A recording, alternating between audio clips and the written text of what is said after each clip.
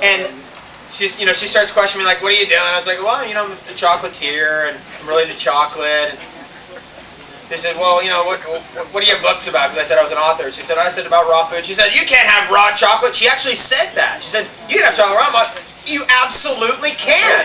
Here, check this out. So I, boom, break the thing out. I put it right under her nose. She just goes like that. She literally stamped my passport and didn't even say another thing. She was like in suspended animation. I was like, okay.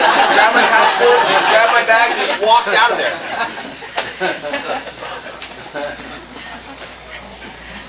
This might be a little hint for guys.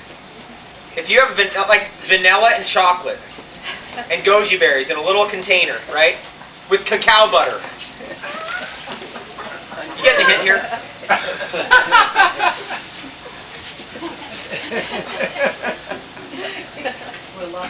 I feel sorry for women. I don't even want to get into it. It could be a lot better than it is. It's getting better at an alarming rate. It is getting better at an alarming rate.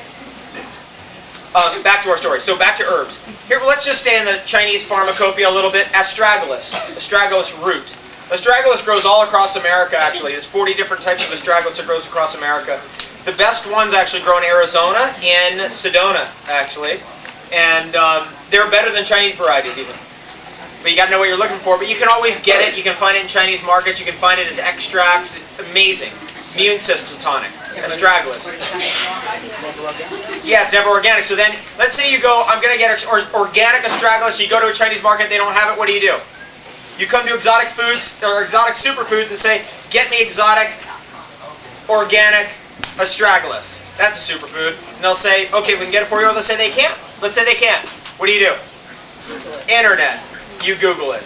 I love Google. They've got raw and living foods in their cafeteria. Come on, man. They got it in there right here in New York. I've been in their cafeteria here in New York. They have raw and living foods in there. I was in the one in Mountain View, California the other day on Monday where we did that event. They have it there. It's impressive. I mean, it's like, whoa, they get it. By the way, they get it here. Right? They get it. This is the place that gets it. Okay, other herbs. Let's just jump into Amazonian herbs because I just love them. They're the most powerful in the world. They come from the most complex ecosystem in the whole planet still left. And the main ones are probably cat's claw or uña de gato. Anybody from South America here?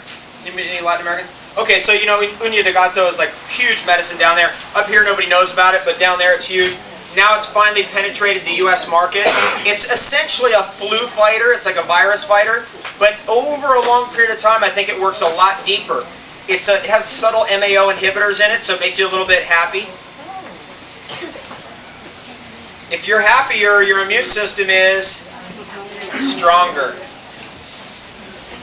Cat's claw is often combined with a really powerful antifungal, really good anti-candida herb, probably the best one ever. It's a bark. My favorite tree in the world, pau d'arco.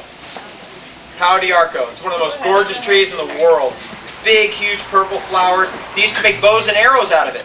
That's why it's the arc, right? You can stretch it. It's extremely malleable and it doesn't get hit by fungus. So if you make a wooden utensil out of it and you're living in the jungle, it doesn't rot. That's pretty interesting. Pau d'arco. Anybody know what that plant is, that bark? You make a tea out of it, or you can do extracts or powders or however you want to do it. Cat's claw, pau d'arco, those two together.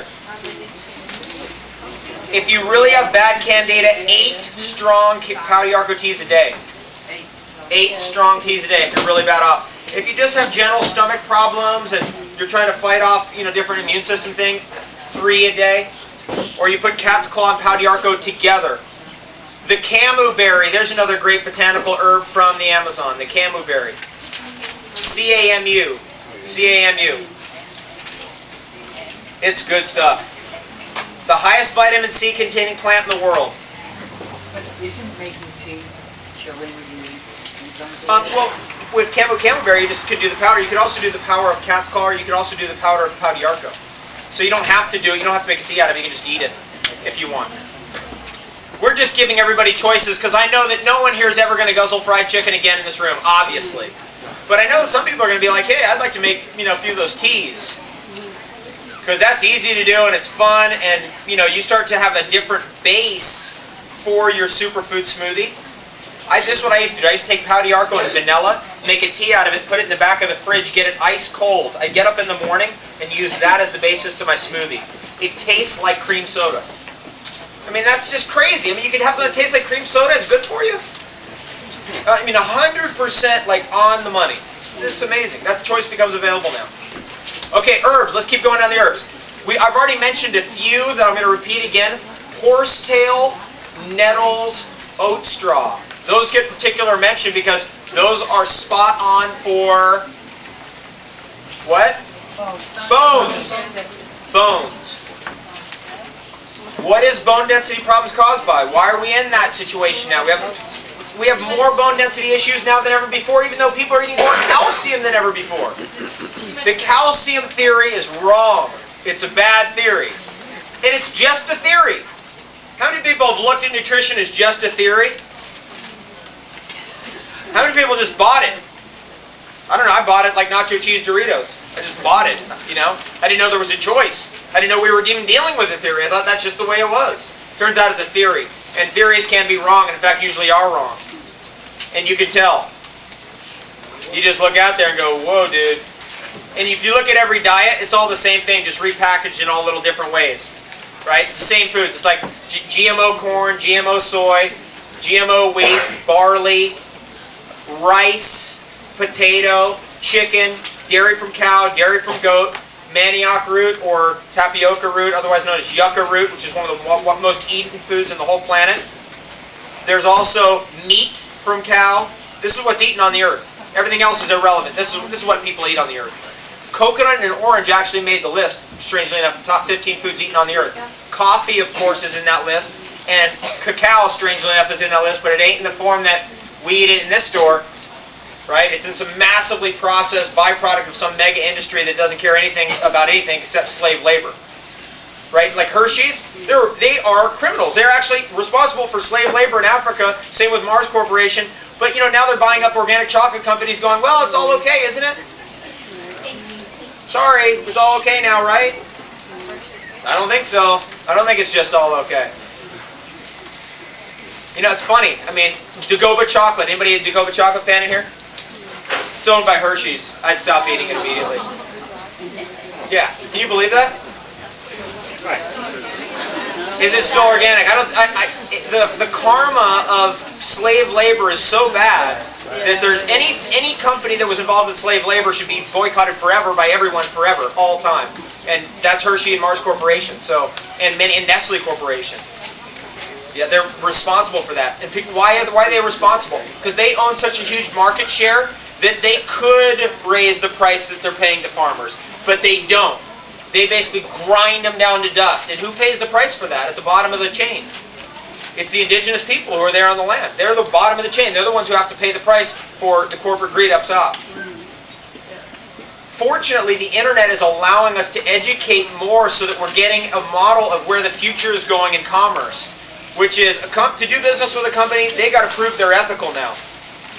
That's where we got to be in our own consciousness. Before we ever do business with a company, it's like, I'm sorry, you need to prove to me that you're an ethical company and we need to see all your kind of statistics and certificates, and let's just see everything first and then maybe I'll think about it.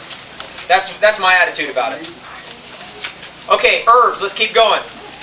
Let's just talk a little bit about the Ayurvedic herbs, the top 3 good ones to know. Ashwagandha. Well, let's just start with Tulsi. Tulsi is the top herb in Ayurvedic medicine. Tulsi, T-U-L-S-I. T-U-L-S-I. What's going on with Tulsi? Tulsi is a basil. And it's kind of like what maca is a radish. You know what I mean? It's like the top of all the radishes in the world. Tulsi is like the top of all the basils in the world. And it's an adaptogen. So it has all these different tricks it can do for you. Tulsi is pretty much balanced between male and female, and that's why I named it first. Because as we go to the next herb, Tulsi, by the way, is a huge immune modulator. It's great for endurance. It's great for brain memory, it's concentration. It's an adaptogen. It does every little trick you want. Let's say you need a little, oomph late night. It's there. Is that the same as holy basil? Yeah, holy basil. Next one is